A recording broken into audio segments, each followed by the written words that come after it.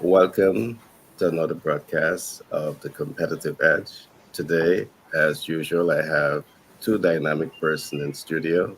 Paul, well, you're familiar with Paul, and you're going to get very familiar now with Frank.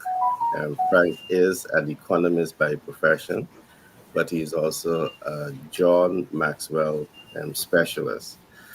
So we're happy to have him here. Paul, well, he's the guy that deals with everything capital, access to capital, and he will be telling you also about the habits that you need to form around business and life and access to capital. Because today our topic is habits, habits, habits, the face of habits. So, with that being said, I want to do a very short, I ask you guys to do a short introduction, then we'll do an overview of the program, and then we go straight into the program. I'm going to start with Frank. Frank, for those person who might be seeing you for the first time, can you give us an intro in terms of who is Frank? Um, Frank is all encompassing. I like that. That's a great answer. That's great. I like that. Um, a teacher at heart. Um, the economist is just the profession, but I like people and development of the individual is my main concern. You see, the thing about it, once we develop the individual, so many things spins off of that: productivity, one's self confidence, and so many others, mental strength and everything else. Because we're living at a time where most persons are suffering from mental health in some form or the other. But if someone is whose confidence has been built to a level whereby they can face whatever difficulties without having a breakdown, you've done a good job. And so developing of the individual, their mind, their spirit, and whatever, um, that's one of the main things that I am involved in. And I've had a very great experience in the area of mental health. The area of leadership is my thing. One of the things that not so long ago I've been talking about is why are leadership habits important? And what we find that leaders in different fields require different skill sets and habits that will make them exceptional leaders. For instance, if leaders take the time to carefully select, for example, the clothing, and I like to dress, may be beneficial to the owner of a clothing company, but not so important for a remote leader. However, for that leader to be beneficial or have beneficial leadership habits, that leader needs to be able to measure how the new habit positively impacts their business or team. And as we get into further discussions, I will try to see how I can bring about habits for effective and successful leaders. And that's me in a nutshell. Well, thanks for that share, Frank. And if you're listening to the program for the first time, seeing Frank for the first time, of course, you know that he's an expert in terms of relationship management. All right. So thanks for that share, Frank. I'm going to come to Paul now. Paul, for those persons who might be looking at you for the first time, um, or the program for the first time, can you help them to understand who is Paul? I wish I could start off just like Frank did and say Paul is all encompassing because that was really cool. That was strong, right? That's a strong entrance. Uh, well, I'm a person who likes to help people in a lot of ways, every way that I can. The way I do it professionally is I help them with their business to obtain the capital that they need to grow. That can come in many forms: equipment financing, real estate financing, cash flow programs, raising capital legally with the Securities and Exchange Commission rules, laws, regulation. Very important. Anybody who raises capital for you they don't attach SEC rules, laws, regulations, compliance to after what they say, then they're doing it the wrong way. So here to help, want to promote people, want to help people advance personally. If you're advancing in business, you're advancing personally. Uh, money helps. Money's money's not everything in the world. We all know that. Love and happiness are. But if you don't have money, you're hurting for certain. So we're here to help people grow their businesses or start a business.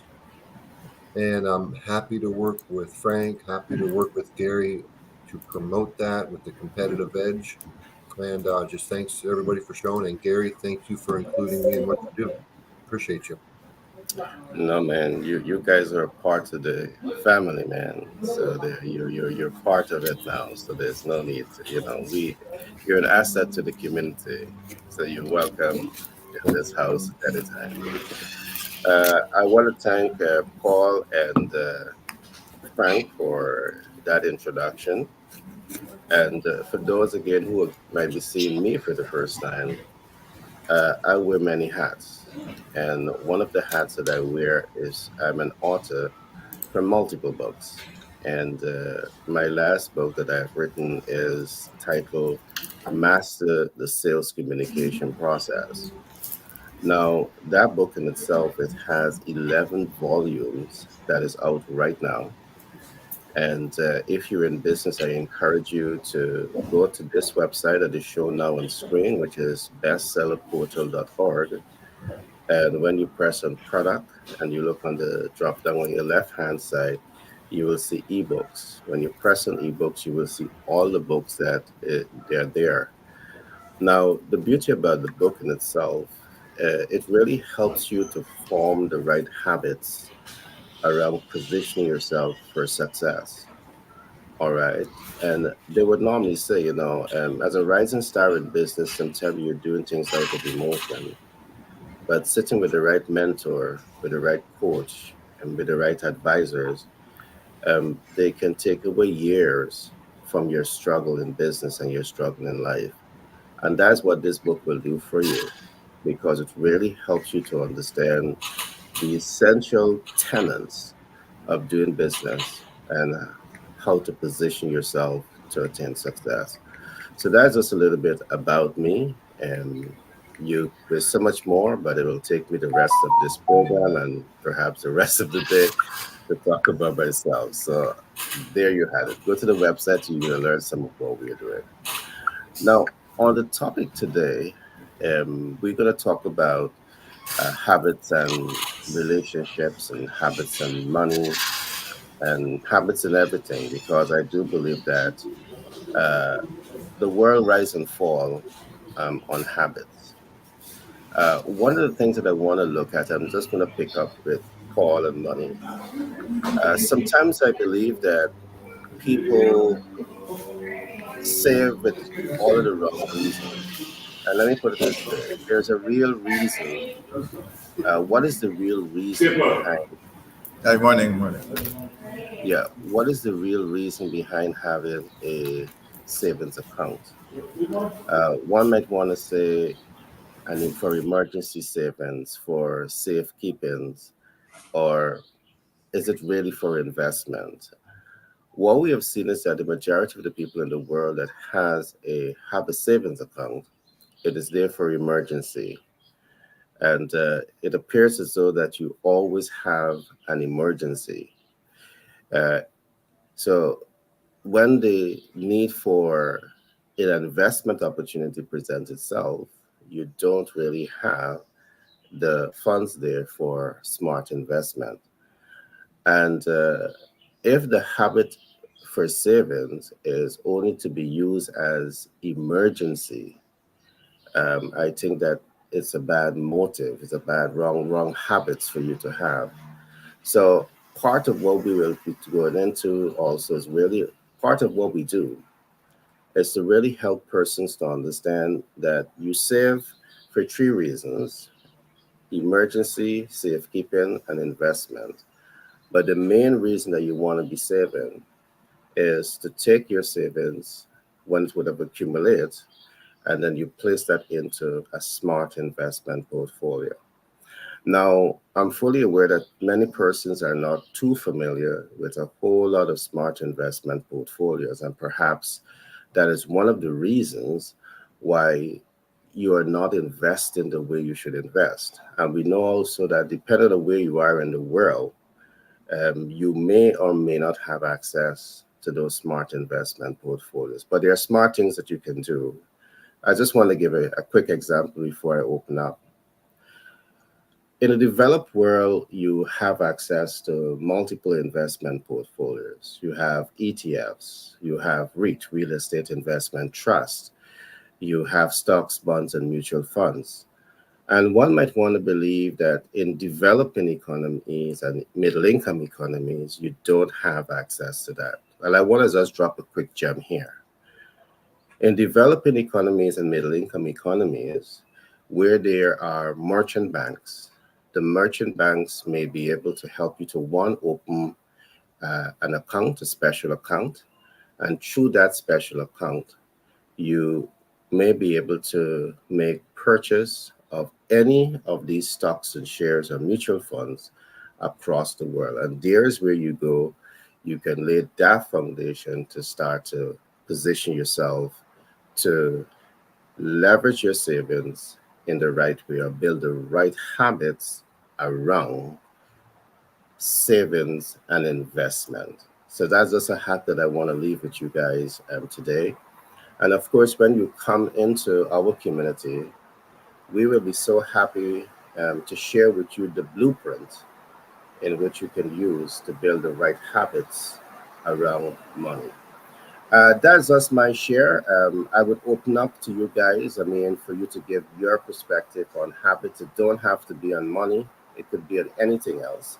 But I would love to hear from you guys of how important is habits to making the man, shaping the mind, uh, helping you to, carve a pathway to success. Go ahead, Frank. I'll wait for you, my friend. Okay, no problem.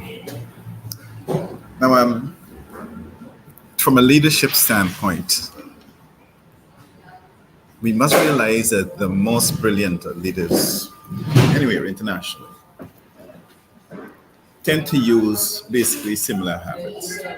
And these habits help to increase the odds of long-term sustainable success. The habits help individuals effectively communicate with a team, make a good first impression, boost productivity, and so on. And one of the first habit I would venture into is, as a leader, giving recognition to hard workers and praise to people.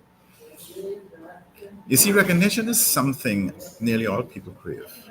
Everyone wants to be recognized. Whether it's the little simplest form of just giving a gift to them or so on. We all want to be appreciated for hard work.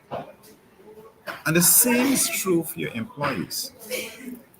You see, when bosses leave hard workers in the shadows, they become less likely to perform well again. Individuals feel unnoticed and unappreciated when their work is never acknowledged. And so what's happening in this case is that self-esteem takes a hit.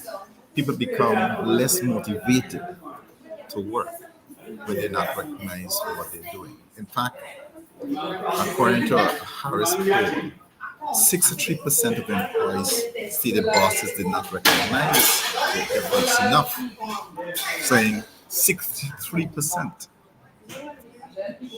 Is he simply acknowledging someone's effort could motivate them to achieve far more than you think? And so the bottom line there is that show appreciation for those who are under you, those who you lead. Show them appreciation. Give them the recognition that they deserve. Operational word, recognition that they deserve. The other thing is where leaders lack a lot is that they don't actively listen. And so the second habit is that we must practice active listening. If you wish to be an effective leader, you need to ask for input from your team. And then you will gain immense insights when you're doing so. And this includes a better understanding of the workplace culture, a better understanding of employee relationships. What are the employee goals? What are their strengths as well as weaknesses of the team, and so much more. You can also understand if the leadership style that you're working with is well suited to your employee. You see, the thing about it is, for too long, leaders take a selfish position. I am the leader, I'm the boss, and whatever I say goes, and whatever you have to say is of non effect. If we have that, we will create an environment of mistrust, um, an environment where people will not be productive, an environment where people don't even feel good about themselves. The mere fact that as parents, leaders in the home, when our child or children comes to us and ask or speak to us in any topic area, and if we brush them aside, they're going to find the wrong people to talk to. And so, as parents, we listen attentively to what our children are saying to us. And in listening to them, we get to understand where their mind is. If as leaders we do the same for our workers, we will know where their mind is. We will know what they want to achieve. We will know what their shortcomings are, what their weaknesses are, and what their strengths are. But we have to learn to listen. I can go on for so much more, but I'll give Paul the opportunity now to come in. But there are so many nuggets in leadership if we take the right habit, if we follow the right habit and have the right attitude. I've always heard the saying that your attitude determines your altitude. If you're in an organization and you want to go high, it's the attitude in it. Right? So over to you, Mr. Whitehouse. Thank you, Frank. Yeah, wow, that was incredible. I so agree Yeah, with what that you was said. deep. That was deep. Very deep. I guess I'll make my comment related to what you were talking as far as savings accounts and that being a habit, what you do with it. So, okay, savings are for safety, right? That's typical. And our habits come from our parents or experiences that we've had. So if our parents or experiences have led us to believe that safety is required at all costs, and it is. I mean, not at all costs, not at all costs, but we all want safety. It's Yeah. a highly important thing. But is it safe? And most people don't have 300,000 in their savings account. But if you did, is it safe to have that much? We know it's not safe to have less, based on what I'm going to say next. That's $30,000 a year for 10 years lifestyle. If you have 300,000 in your pension fund, your investment fund, your 401k, or savings account, whatever, and you retire and you've got 30,000 left, well then what are you going to do when 10 years is up? It's going to be rough. You don't want to go back to work in your mid 70s. That's no good. So it's your habit. It's your habit to try to gain safety. Now, is there anything wrong, as you say, Garrett, smart investments? There's a lot of smart investments. Depends on what your level of risk is. So you could put it into with a money manager, and it can grow at 10%. That's medium aggressive, light aggressive. You could put it into more aggressive investments that you don't control, right? You give it to a money manager, you don't control it.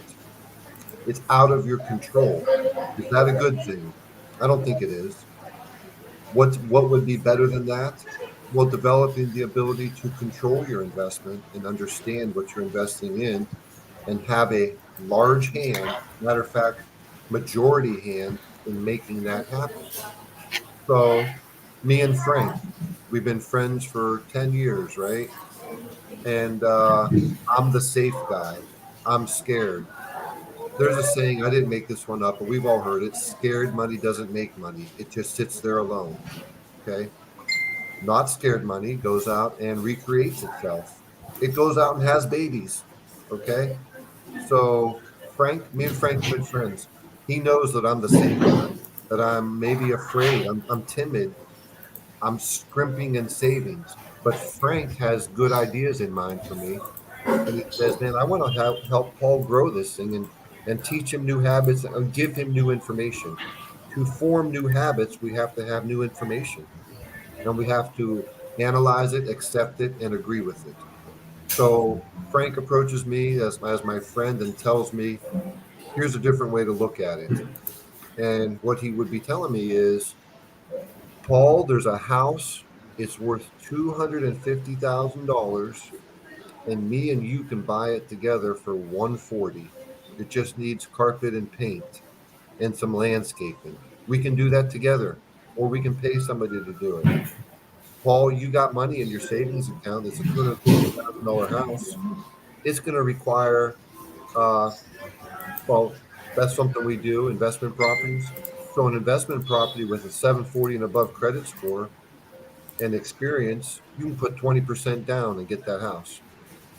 If you have a lesser credit score, it might be 30% or 35%. Let's go worst case scenario. 75, $87,500 is 35% of $250,000. So Frank says to me, $87,500. Paul, you got 300,000 in your account.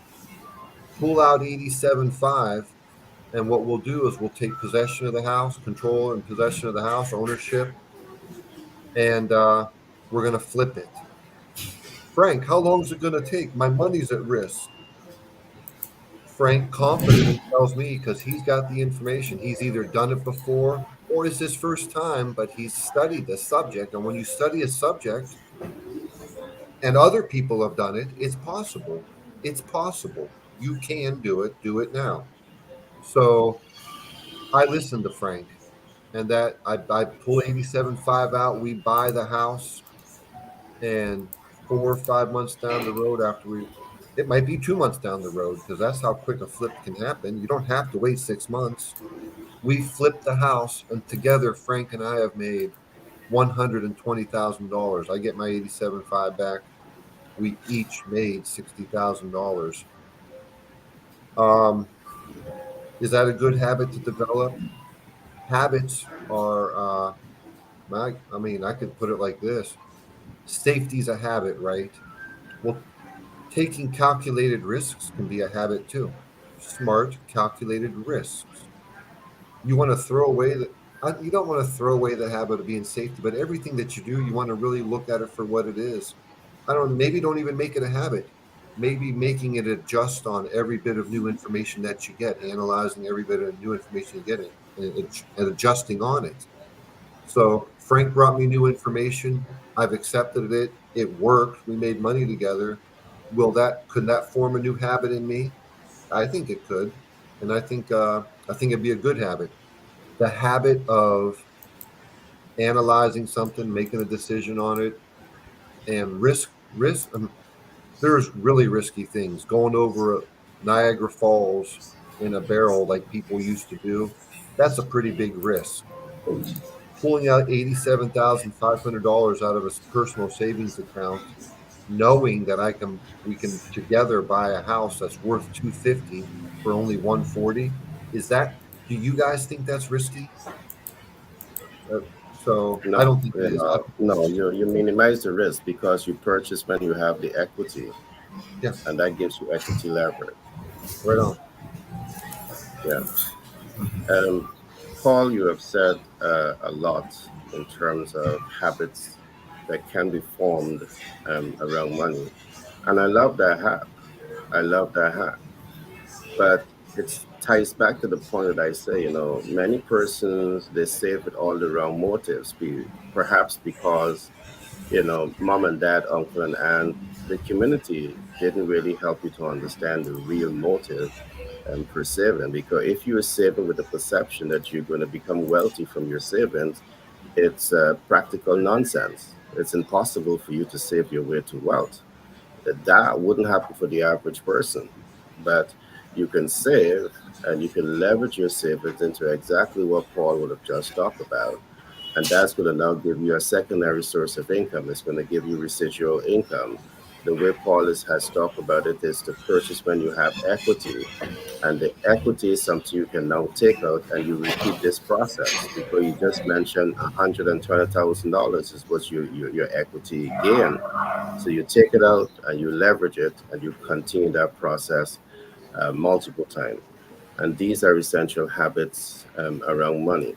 But I want to come back to something that Frank would have spoken about early on. Frank spoke about, what I take away from what Frank would have said is leaders must care for the holistic development of their employees. And that is such a profound statement. It is profound on several fronts. Uh, if you want to enhance workforce performance, um, you cannot no longer just look at the academic formula and believe that the academic formula is the beginning and the end because the human being in which you are dealing with and the human being they're exposed to a lot of things that is going to affect them emotionally, might be relationship wise.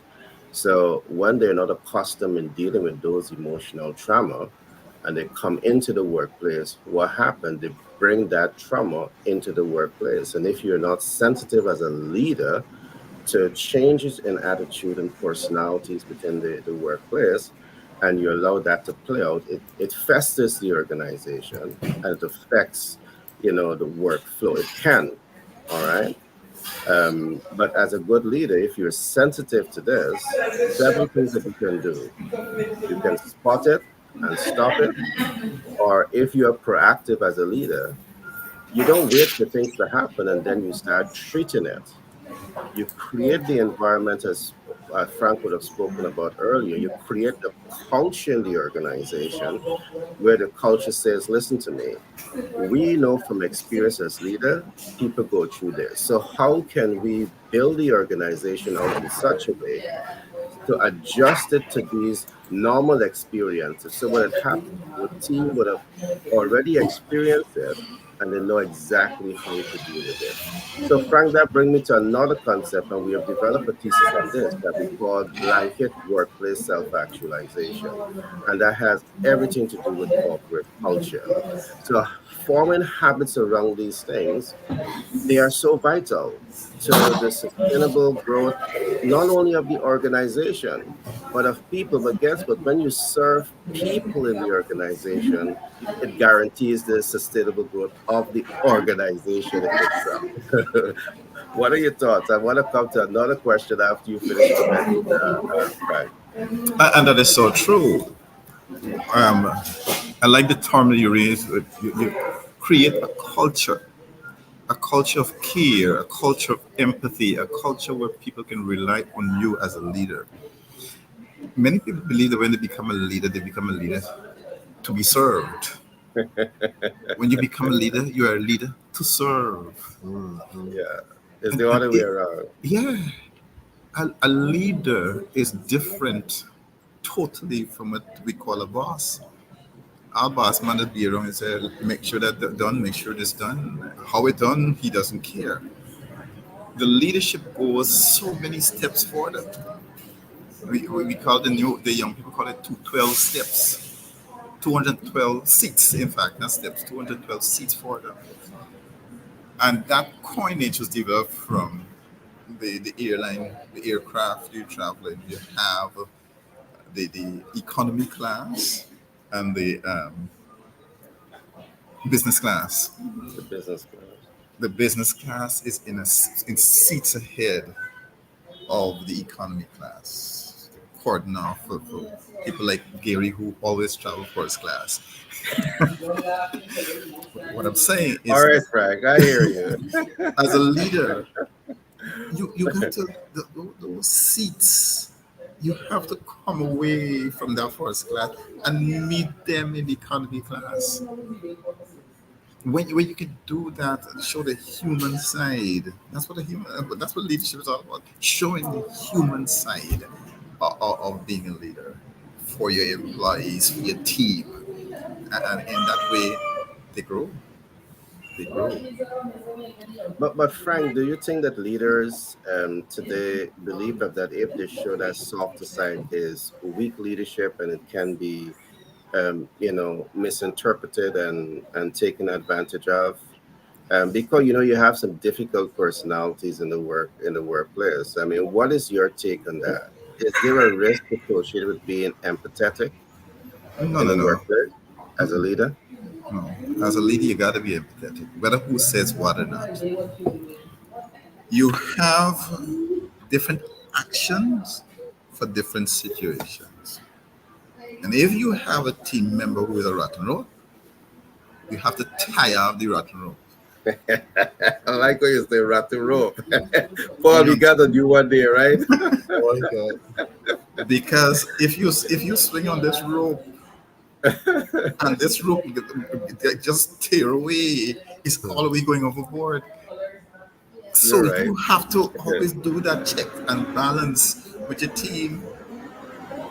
And there's simple ways in which you do that. You look at their attitude. Are they always on time? Do they come? Do they carry their load? They share a work, or are they just piggybacking off of somebody else? And you'll find them easily. I've been in corporate world for coming on to 45 years. And so you know the characteristics. You know you could pinpoint them. This is the one who can mess up. And not because they mess up, you decide you'll just throw them under the bus. You still have to work with them, but there's only so much you can do because the company we ain't got time to waste. But you're a leader. And as a leader, first, you would have given all the resources you have to give, whether it be empathy, whether it be helping them have self-develop so that they will not self-sabotage, and you make sure that after you would have given them all the resources they need and they ain't use it, well, the rotten room has to be cut off. Yeah, And it's not that it's makes nothing sense. hard to say to people, hey, you can't handle this thing anymore, you need to go. Because why would you keep one person on? If you put one bad apple in a bunch of apples, all the apples will spoil. And so you need to get rid of the bad apple. You need to get rid of the rotten road. In order for you to progress, you have as a leader to make some hard decisions.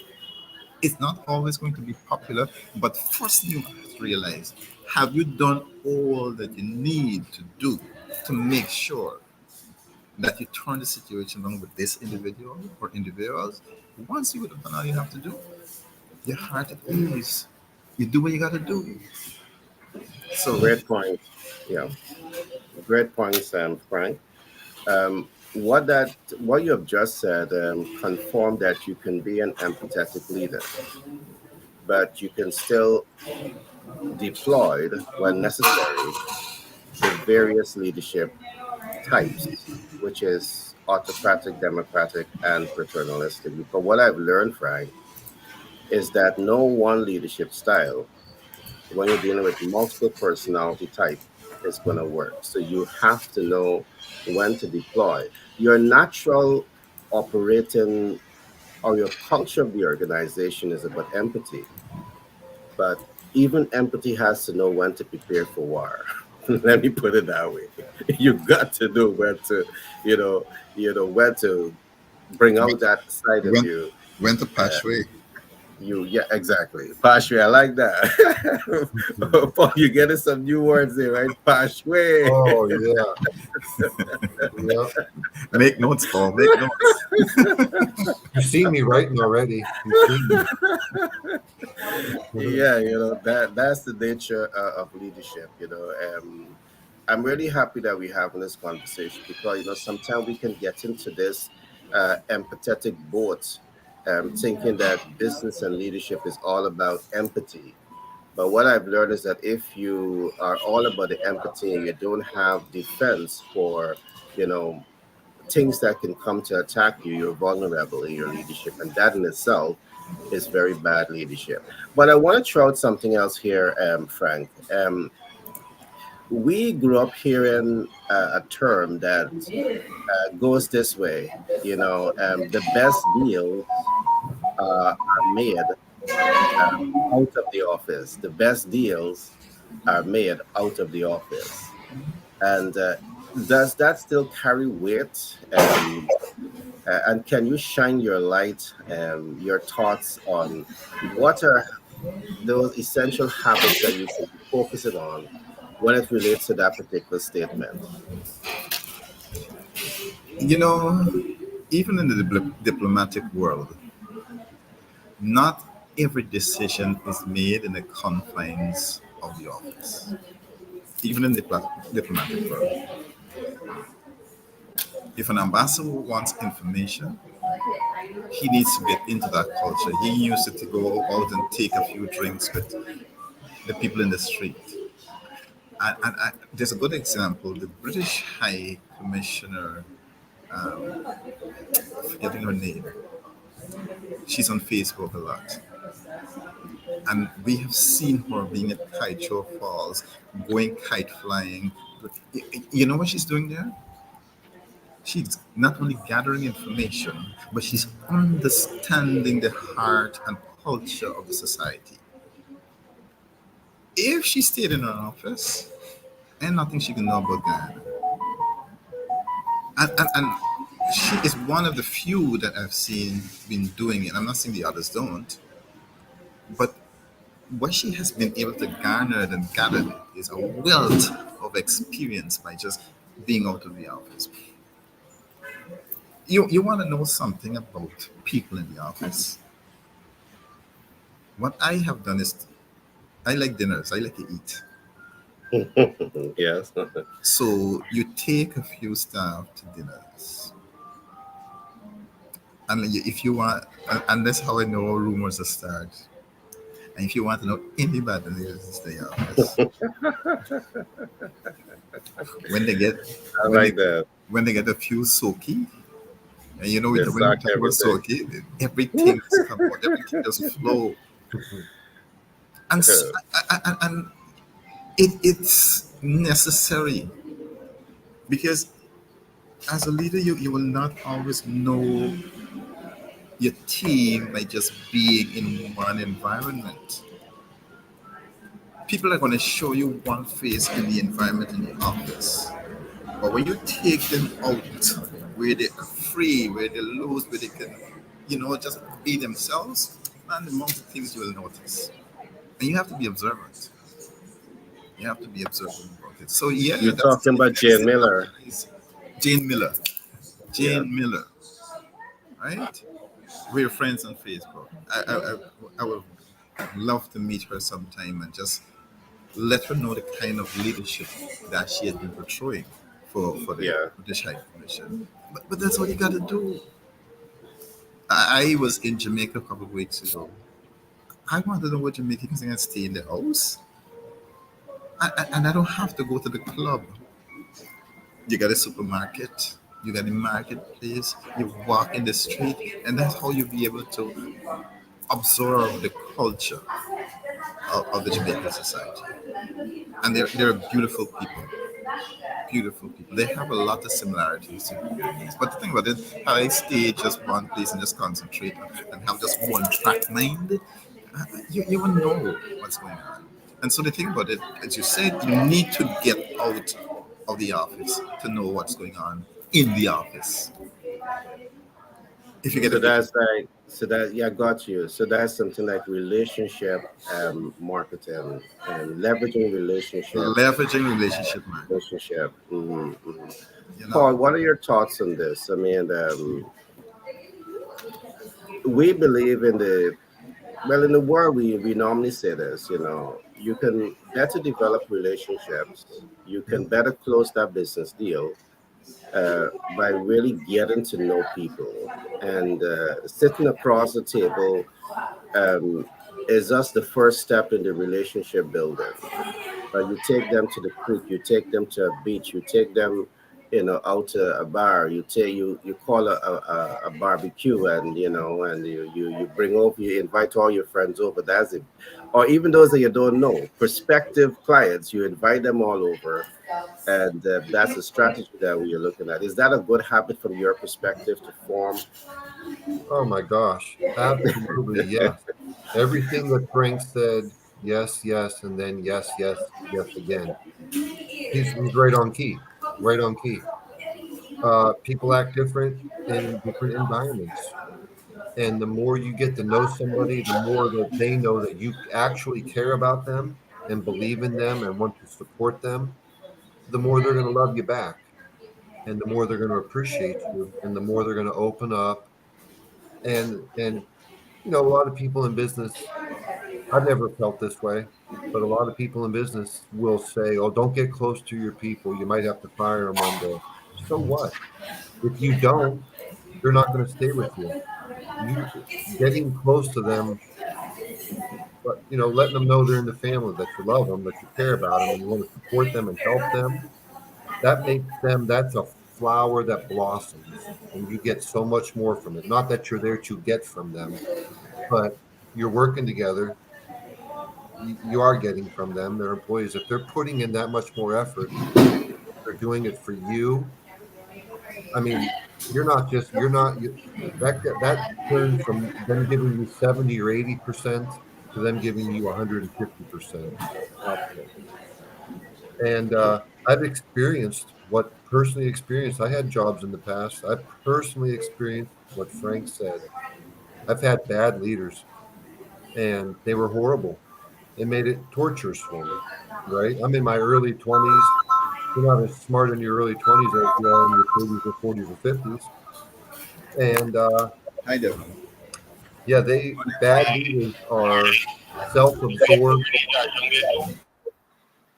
They're self-absorbed. They only care about themselves or their little. And we've all experienced it. I'm sure everybody listening has experienced working in a large organization, and then you've got a clique of people, and you got the manager loving those people up, but not giving you any love.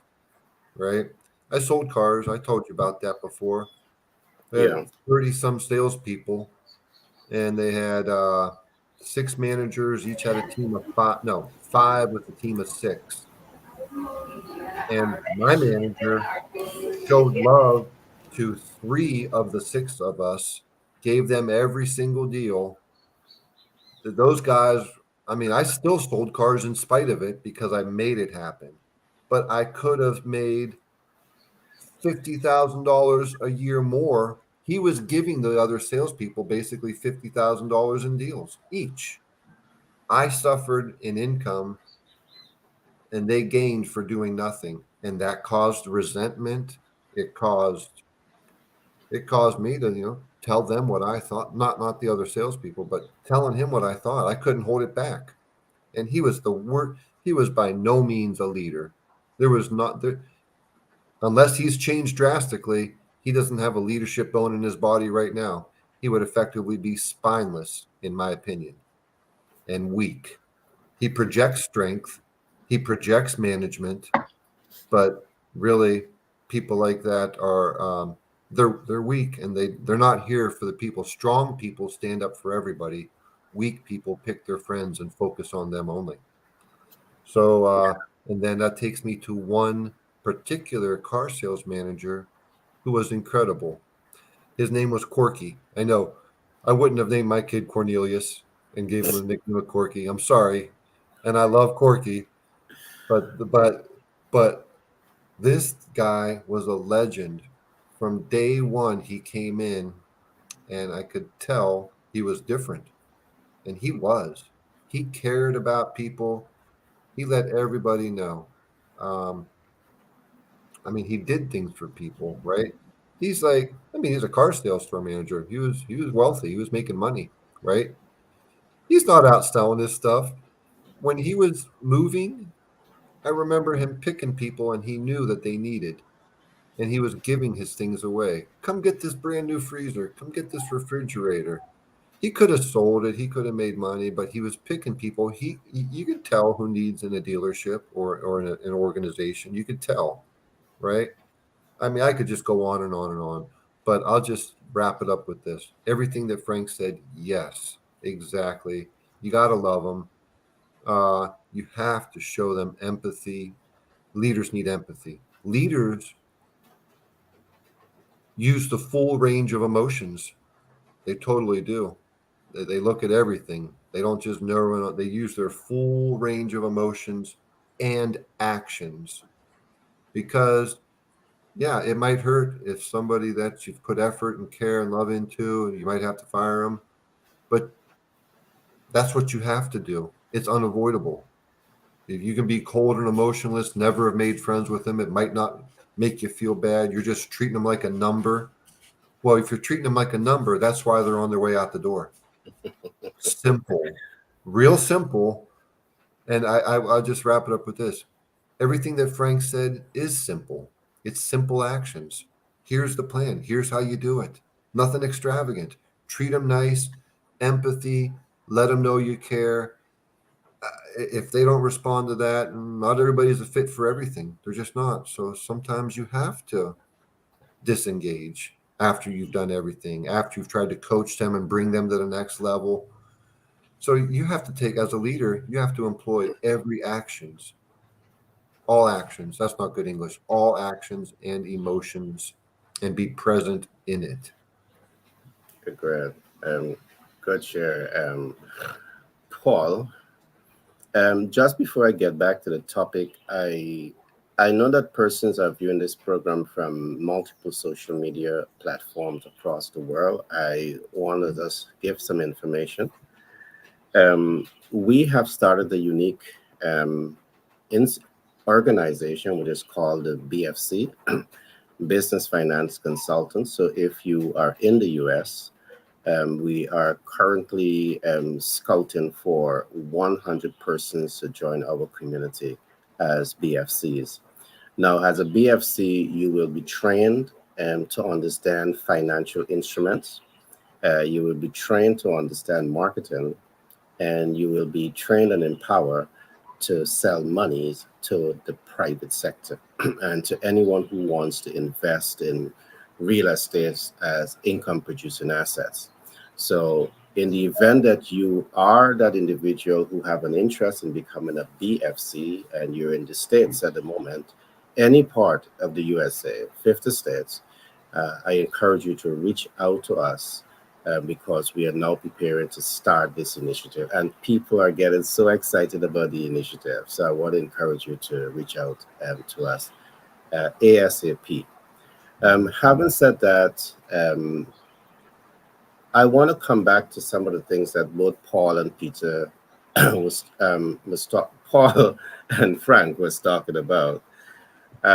Since meeting outside of the boardroom is so important, I think it's a necessary habit for people to form, and that is to start having a budgetary allocation. Just like how you're going to create a budget for public relation, a budget for advertising, a budget for training. There need to be a budget for, out of the boardroom, relationship building, since the biggest deals can be made outside of the boardroom. And I just want to throw in a little bit here. What I have found from experience is that in the boardroom, things tend to be formal. All guards are up and all of that. But I found a whole lot when you step out of that boardroom and you go into a soft social environment, the guards come down. And there's where the laughing and the joke and the fun, and of course, some serious discussion comes into play. And that in of itself create the platform for bonding to take place. All right, relationships to be built and deals to be made. So I do believe that I agree with you folks. This is an essential part of the business ecosystem, And as a rising star in business, you definitely need to start focusing on your annual budgetary allocation to relationship building. Back to you, Frank, and we're going to start to wrap up shortly. You're mute, Frank. Sorry about that. Yeah. One of the things I want to point out in leadership is that a leader has to be decisive. Um, in other words, you need to be a confident leader and not shy away from making tough choices. Like we said, if you got to get rid of rotten road, you got to get rid of the rotten road. And you quickly gather as much information as you need, effectively process it, and formulate an action plan. A decisive leader gets the work done. When you make the plan, you have to act on the plan. Try not to back away from what was the initial decision unless it truly need to be reconsidered. Remember that as a leader, you have the ultimate say in any decision. If you see some employee or team member continuing performing poorly, you gotta speak honestly to them. You gotta let them know you're up to scratch.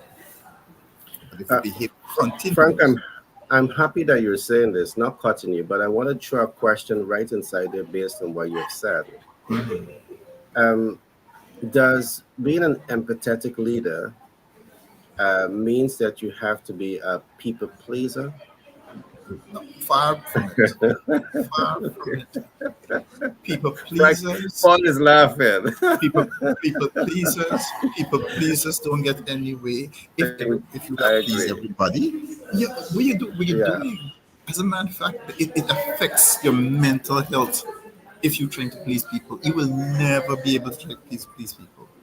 You can roll out a red carpet for them, and they'll turn around and cuss you out, stab you in your back, trample upon you. You're not here to please anybody. If you want to see your organization, you have to be decisive in whatever you do. Make a decision, follow through with the decision. Make a plan, follow through with the plan. And as I said, if this bad behavior continues, you gotta realize it's best to terminate them. Decisions like these may cause some tension in the team, but they are a necessary end for your long-term success. Mhm. all right, thanks for that share, um, Frank. And I'm glad because because sometimes when we hear empathy, empathy, empathy again, sometimes you think it's about pleasing everyone. But I do believe that you know, as a leader, what I talk about a lot in terms of leadership is that all great leaders, I believe, are proactive. And what it takes to be proactive, it means that you're thinking ahead of what needs to be done. And as you think ahead, you may see some of the challenges or most of the challenges. But now it's to see beyond problems because some people get stuck in the problem zone. All right. So it might be, I need to access capital, but can I see beyond it? The problem of accessing capital. I need to attract qualify human resources to function. How can I get beyond this? I need to, set my organization structure up in such a way that I have highly motivated workforce. But how do I make this happen? A great leader is able to see beyond all of this and then come to the last point, which I talk about, which is being able to take informed action. And taking action is very important. But if you're taking action and sometimes you take action is not fully informed, the the targeted results that you have, you may not attain it. So what you want to do also, I would normally say for young people who are getting into business, you want to get to a mentor, you want to get to a coach, you want to get to a sponsors. Why? Because they have the knowledge, they have the database, they have collected sensitive data, analyzed sensitive data, and applied sensitive data so many times that they are now able to help you to navigate the rough terrains of doing business. And I think that those are essential leadership habits for us to have. So, but the point that you have made, Frank, is very, very important. You may be empathetic, but you can be firm in terms of moving towards targeted results. And if there's a rotten rope or rotten apple, you have to use right judgment within the parameters, because I think in management we say we're going to give them three letters, and on the third letter, if there's no change, well, we have to cut the rope. We have to take that apple off. You follow procedure, and then you move right on with that. But at the end of the day, you will be judged on your ability to achieve the targeted end results. So the shoulder of a leader got to be so broad, my friend, because you got to manage human. You got to manage, so many different tasks in that leadership process, in that leadership experience. Your shoulder has to be very, very broad. However, and I want to ask you guys to give us your closing remarks on some important tenets of leadership that we might have missed out on in this discussion. And I know for by any fair shot, we can't discuss everything leadership in this short program, but I know you may have some important points. Paul may want to talk about finance. Frank, you may want to bring in some more of leadership in the organization. I would love to hear your last take on, some essential elements of leadership that people should try to adopt. You're mute, Frank.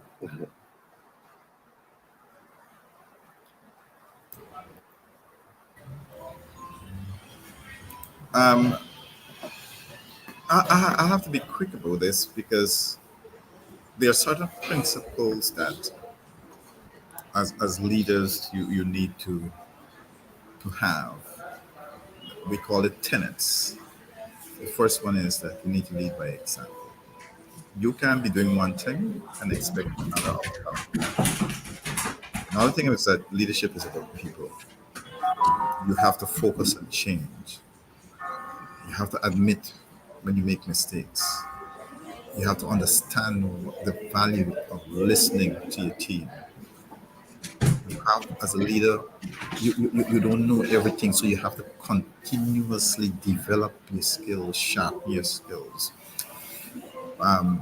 You will have diverse people within the team, and you have to promote the diversity. You have to work together to achieve more.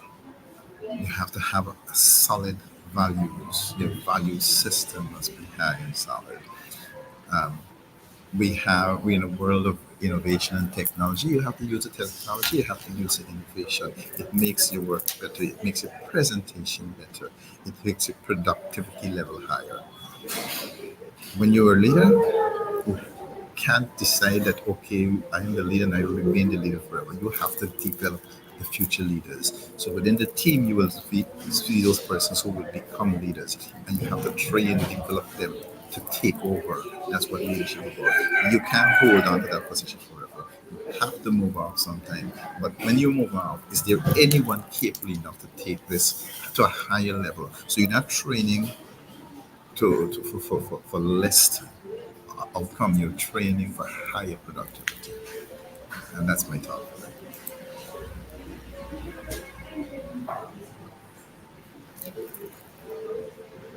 Yeah, Frank, you have made some very good points. In my experience, because I had to represent many organizations, many associations in my lifetime, and I find sometimes that um, many persons who are thrust into a leadership position, they have major difficulty detaching from that leadership position. So of course, when you go into those type of organization, you have to interface with leader, you have to interface with membership of the organization, and then you have to figure out how to create common grounds. So that's a great point that you're making.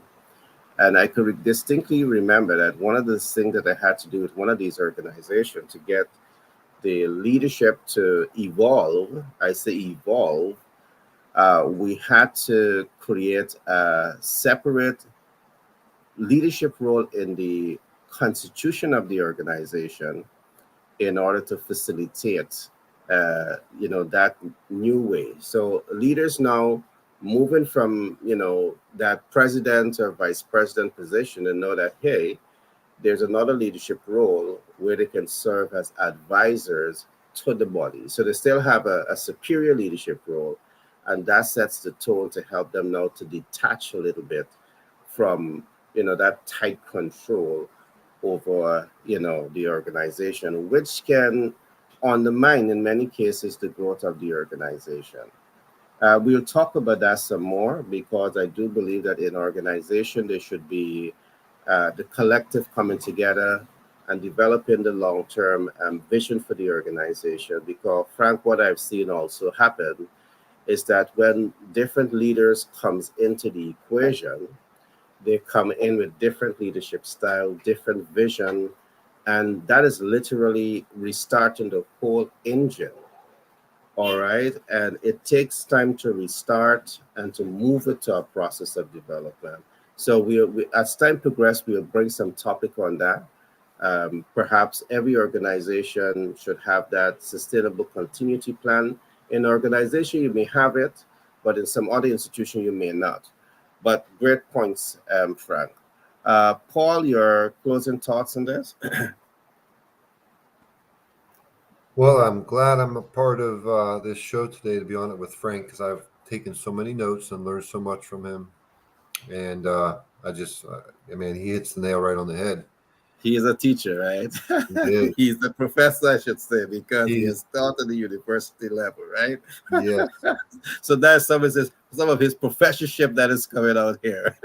yeah. It's part of his leadership. It's part of his leadership that's coming out. Yes, you got it. You got Yeah. it. I was talking earlier about the bad managers that I've experienced. Well, the good ones were really profound. Um, the good ones, good leaders are not concerned about the outcome for themselves when they make a decision. They make a decision so that the organization goes forward or that the people that they're leading go forward as a group. They're not concerned about feelings and emotions. Good. I mean, they are to a point because you have to have the empathy. But when it comes to make those decisions, they'll make them. You have to have the whole range of actions and emotions available to you as a leader. I think leaders are amazing because they're not boxed in. The best of leaders have that whole spectrum of everything to work with, and they do it. Bad leaders stay focused in a little area of self fulfillment, greed, power tripping. What they're like in a little area, just being dumb. Okay, just not knowing when they could be looking at the other leaders and saying, "I see how they're doing it," but they don't have that ability to see how somebody else is doing it and see it. I wish they did. Can everybody learn and change their habits? Yes.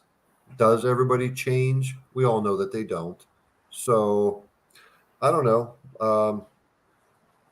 Yeah, good leaders are recognizable.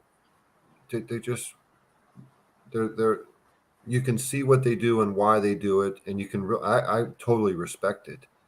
The good leaders that I've encountered, and that was when I had jobs. Like right now, who I deal with, leaders of organizations, man, I run into some incredible people, and they're doing it. You can just, I mean, if with it's going to take too long for me to go into it, but you can tell by a person's actions how they walk, their actions, their words tell the story of how they treat people.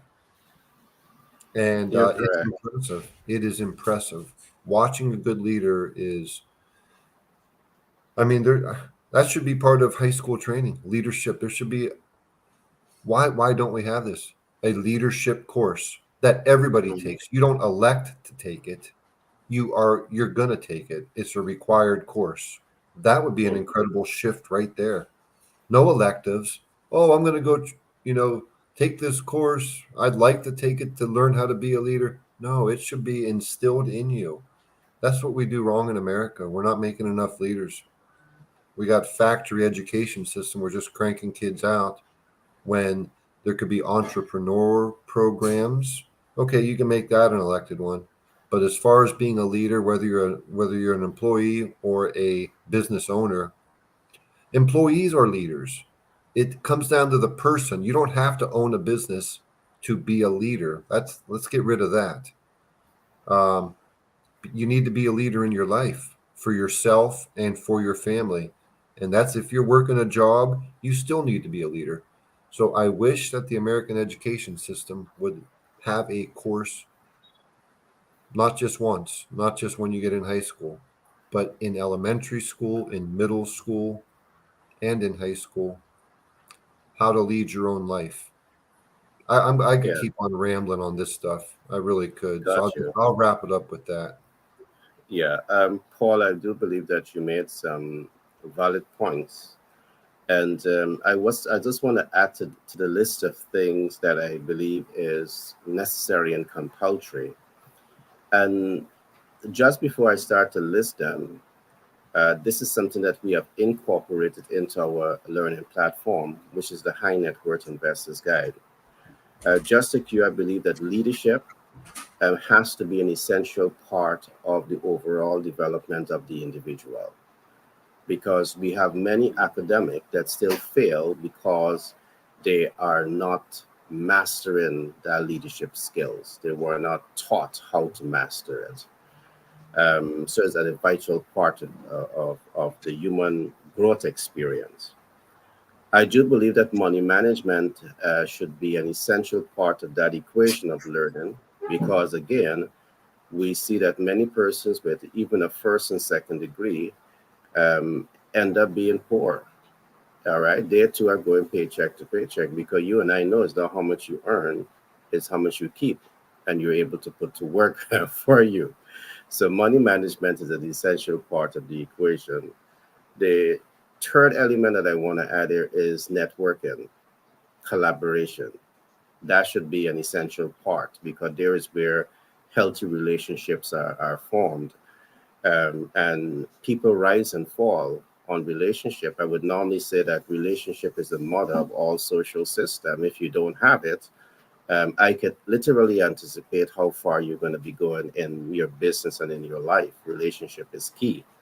And the last concept that I will throw out here that I think is necessary is people must learn negotiation skills, because not me, myself, and I. It's how can I create win-win situations. So when I'm at that negotiation table, I know that Paul, this is Paul agenda. This is Paul targeted performance outcome. So what I do, I make my pitch, and my pitch incorporate Paul. So that once I'm able to incorporate, Paul sees benefits. Paul wants to support the me to attain my objective. And negotiation is an important skills for us to have. Now, in conclusion, I want to say this. I believe that all leaders should have some essential skill sets. And these are skill sets that I live by. First of all, I believe that you need to be market oriented, all right, especially if you're managing a business. To be market oriented means that you have to be research driven. That's where you get the intelligence from. That's where you understand the pulse of organization or economic realities. Second, you need to be market sensitive. To be market sensitive, it means that you're not only collecting that data, you're not only extracting that data, but you're analyzing that data and you are sensitive to that data. So as Paul would have talked about, leadership is not about self-aggrandizement.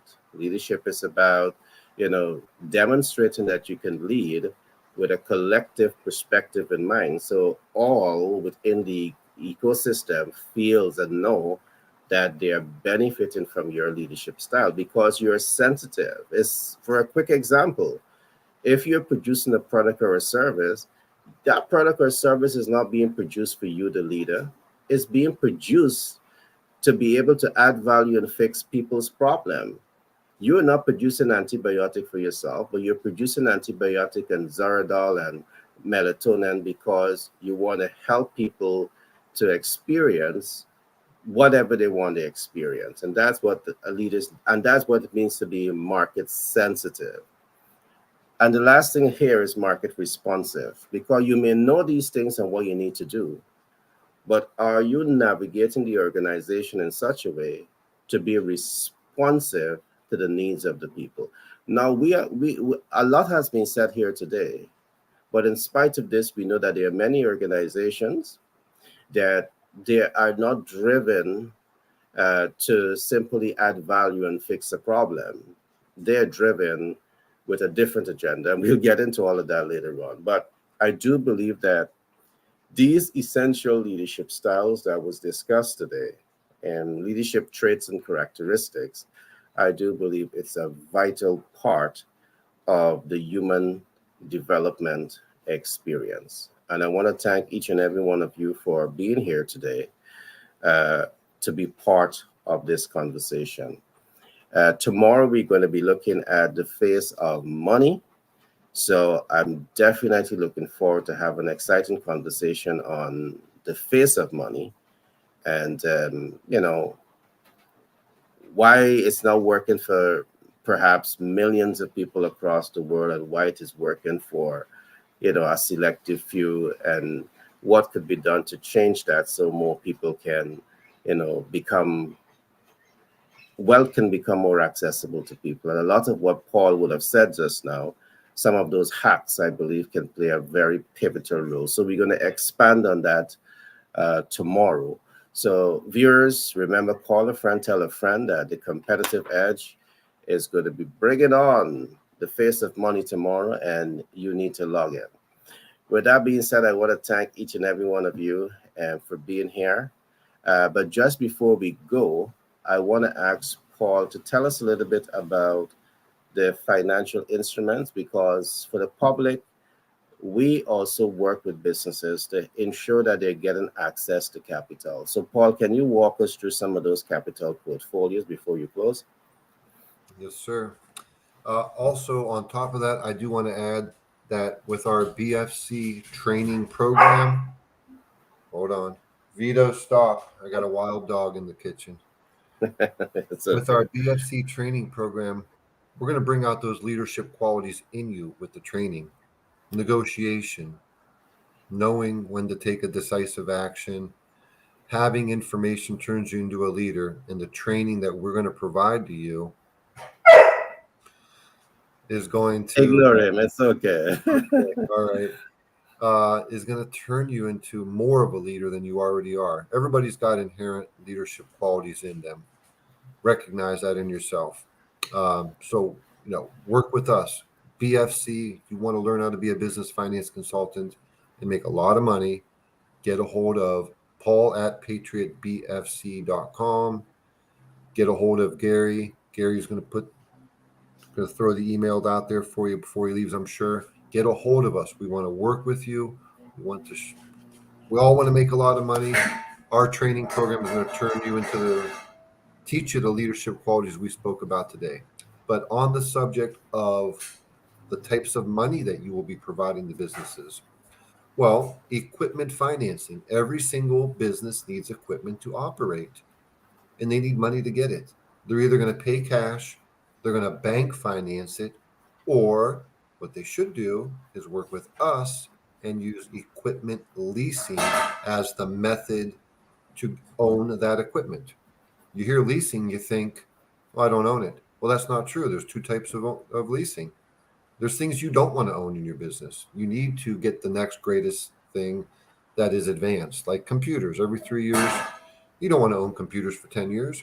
But if you're getting a semi truck or a bobcat or a backhoe or heavy duty stuff to go in your machine shop that's going to last for 30 years doing the same job, you lease it. Tax advantages to leasing, ease of ownership, less money down than bank financing, easier approvals. So that's equipment financing. And let me throw this in here. The best of credit gets the lowest cost of money. We make sure that happens. Difficult credit deals get approved. I don't mean to make it sound so cold, but if you got difficult credit, it's going to be more expensive than if you don't. Here's our goal for you, though. We're going to make those payments. We'll get the deal done for you. Make the payments. Your score improves, personal score. your paydex score improves. Next time around, it's a lot easier. So that's equipment financing. Any industry, any state, any credit, any equipment. That covers it all right there. Real estate financing for investment purposes or commercial real estate, got you covered. Your local bank's not going to tell you that there's less expensive money right down the road. They're going to keep you in the desk because they want you to do their deal. We can tell you where the least expensive money is. That's what we do. So anything you need with real estate financing, we got you covered. Factoring, which is selling your invoices at a discount. What's the discount? Why would I sell my invoice at a discount? Because your cash flow is slow and your business cannot grow. I didn't mean to make that rhyme, but I did. Your business won't grow if your cash flow is slow. You need cash flow. And if your customers, you're providing your services and your products, but your customers, you're giving them an invoice that says net 30, but they're not paying you for 40 or 45 days or 60 days. Even if they are paying you in 30 days, but your business is growing at such a rate that you're outpacing your cash flow, what do? You just sell your invoices for 97, 98 cents, 98.5 cents on the dollar, okay? And you get that cash flow immediately. It's your money. Get access to it right now. Don't wait. Use your money. Okay, I could go on and on. PO finance. You get a big order, you need cash to fulfill it. PO financing, get you set up. So there's more to it than that, Gary. But Right, I know. We're going to some more tomorrow. So the listening audience who are in business and need access to capital anywhere in the US, they can access our portfolio. For the Caribbean and other parts of the world, we will talk to you about smart capital raise. So do reach out to us and we'll be happy to ensure that you have the necessary information. So with that being said, I trust that the audience across the world would have enjoyed today's broadcast. Today we look at the face of habits, and habits is everything. You rise and you fall on habits. So with that being said, do enjoy the rest of the day and the week in front of you. See you tomorrow.